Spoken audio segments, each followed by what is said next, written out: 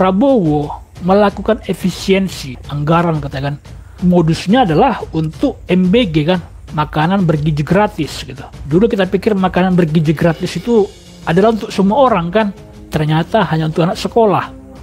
Lalu oke lah, nggak apa-apa lah hanya untuk anak sekolah. Kita pikir daging ayam, susu gitu kan, ternyata makan ulat, makan serangga, kecoa, waduh, itu programnya WEF semua itu, makan serangga gitu. Ini world order ya. Jadi modus dari efisiensi anggaran tadi dikatakan adalah untuk MBG, makan bergizi gratis. Itu yang dia jual gitu. Tetapi apa yang terjadi kemudian? Yang terjadi kemudian adalah hasil efisiensi anggaran itu sekitar 400 triliun APBN yang harusnya disalurkan kepada rakyat justru digunakan untuk modal trading. Bayangkan, modal trading. Ya. Kalau Anda mengerti trading, Anda pasti paham ya, bahwa trading itu potensinya ada dua. Kalau tidak profit berarti rugi gitu. Itu trading ya. Trading dengan sebuah lembaga yang bernama Danantara gitu. Danantara gitu. Dan tidak cukup hanya di situ. 400 triliun. Prabowo juga mengambil aset seluruh BUMN. Ya. 14 kuadriliun rupiah. Di atas triliun apa? Kuadriliun ya. 14 kuadriliun kekayaan NKRI dia ambil untuk modal trading di Danantara gitu. Luar biasa. Padahal selama ini pemerintah itu semua hasil trading investasi mereka itu gagal, bangkrut saudara.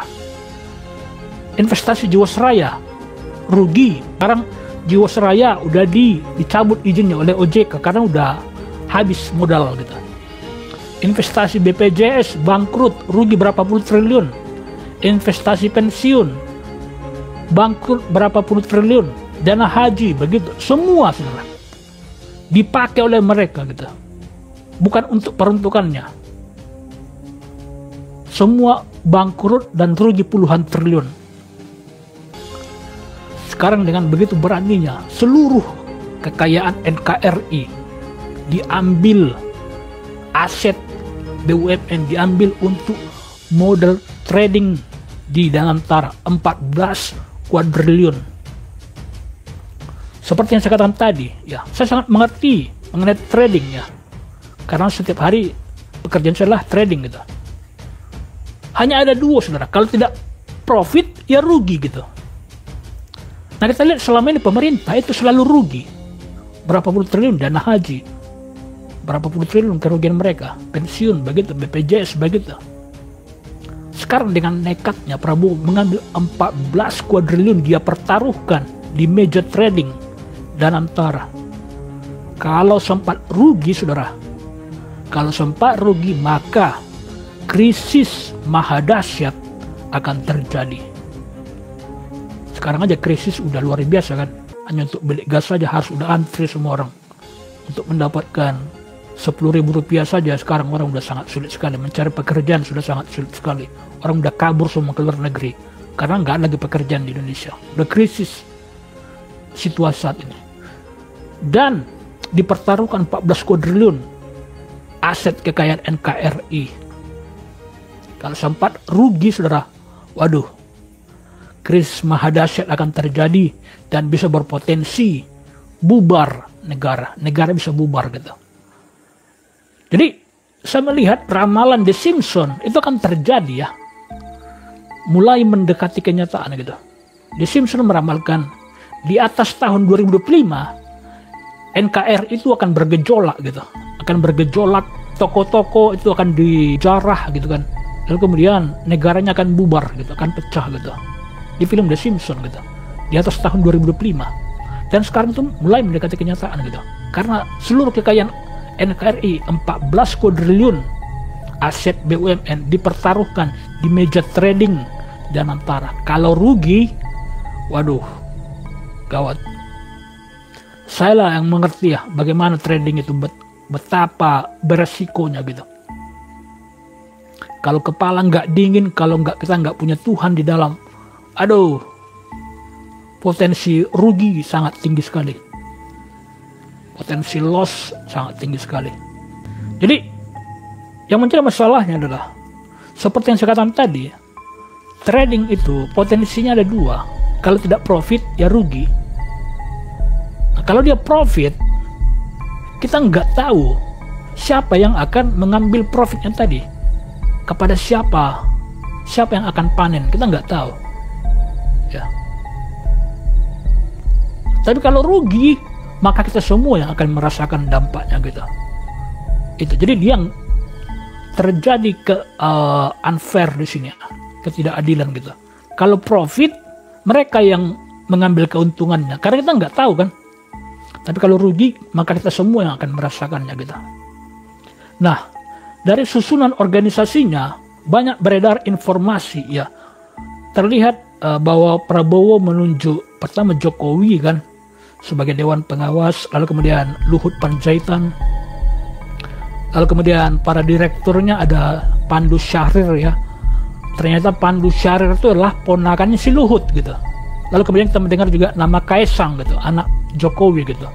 Waduh, mereka lagi gitu. Bayangkan kekayaan NKRI dipertaruhkan pada sekelompok orang ini gitu.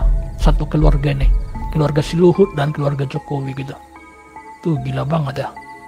Jadi kita melihat ini bahwa kemungkinan ya negara ini akan bubar memang tidak lama lagi memang kayaknya. Sepertinya ramalan The Simpsons itu akan menjadi kenyataan ya. Bayangkan mereka, pemerintah, trading investasi, pensiun rugi, BPJS rugi, dana haji rugi, Jiwasraya rugi, semua rugi. Itu dengan modal puluhan triliun ya dan ratusan triliun. Tiba-tiba sekarang semua diambil, aset BUMN 14 kuadriliun dipertaruhkan di meja trading Danantara. Nekat banget tuh Prabowo gitu. Jadi begitulah situasi negara kita ya. Detik-detik menunggu pecahnya gitu. Nah, jadi disitulah kita sebagai rakyat harus mengontrol para pembantu-pembantu kita tadi agar mereka itu tidak kebablasan begitu. Karena apa? Yang memberikan kuasa kepada mereka itulah kita gitu. Tetapi perlu diingat, mereka itu hanya meminjam mandat. Ya, pemilik mandat itu, pemilik kuasa itulah kita. Mereka itu hanya kita berikan, kita pinjamkan begitu. Jadi mereka itu, presiden dan pemerintah itu adalah ibarat supir ya. Kita sebagai rakyat, sebagai bos, duduk dengan santai di belakang gitu. Lalu pemerintah itu bagaikan supir gitu. Supir itu menyupiri kita, karena dia adalah pembantu kita gaji gitu. Nah, masalahnya, nasib kita ada di tangan dia, ada di kendalinya dia gitu. Kalau supir ini adalah seperti supir bus Prindavan ya, yang ada di Karo sana, bus Prindavan, bus Siantar ke Medan itu ya, ugal-ugalan ya, ugal-ugalan. Di apapun ada jalan orang pun diambil gitu, hampir tiap tabrakan tuh sering sekali kecelakaan tuh, bus Prindavan namanya. Kalau seperti itu jenis supirnya, waduh, gawat bangsa ini kan begitu. Makanya kita sebagai rakyat yang memberikan kuasa tadi harus mengontrol mereka. Hei, hentikan, jangan begitu. Ya, karena apa? Pemilik mandat itu bukan mereka, pemilik mandat adalah kita. Nah, yang menjadi masalahnya adalah rakyat ini, mereka nggak membentuk sebuah organize untuk mengontrol jalannya pemerintahan tadi. Nggak dibentuk. Mereka mempercayakannya pada DPR. Padahal DPR sudah dibajak kan menjadi lembaga elit partai gitu. Jadi DPR itu bukan perwakilan rakyat, itu perwakilan partai gitu. Di partai itu banyak sekali kepentingan apalah kan, bagi-bagi kekuasaan gitu. Jadi itu yang harus kita mengerti sebagai rakyat. kita harus mengambil alih kembali mandat tadi ya, kekuasaan tadi gitu. Jadi menurut saya rakyat itu harus membentuk sebuah lembaga pemerintahan sendiri ya, lembaga pemerintahan rakyat namanya. Jadi saya beri nama misalnya Daulat Rakyat gitu, Daulat Rakyat atau NKRI, Negara Kedaulatan Rakyat, atau Nusantara atau apalah gitu kan. Intinya apa? Agar kedaulatan tadi dan kekuasaan tadi kembali kepada rakyat begitu. Makanya adalah sebenarnya saya pengen sekali berdiskusi dengan para tokoh-tokoh masyarakat ya, agar kita bisa merapatkan barisan ya, membentuk hal ini ya. Karena apa? Jika kita tidak melakukan ini, maka negara ini akan masuk jurang begitu. Karena pepatah mengatakan kebaikan yang tidak terorganisir akan kalah kepada kejahatan yang terorganisir gitu. Jadi mau tidak mau kita harus mengorganisir kekuatan. Rakyat itu harus mengorganisir kekuatan untuk bisa mengontrol jalannya pemerintahan, untuk bisa mengontrol jalannya kekuasaan tadi gitu. Sebab jika tidak, maka akan terjadi abuse gitu, abuse of power gitu. The Simpsons meramalkan bahwa Indonesia akan menghadapi tantangan pada tahun 2025.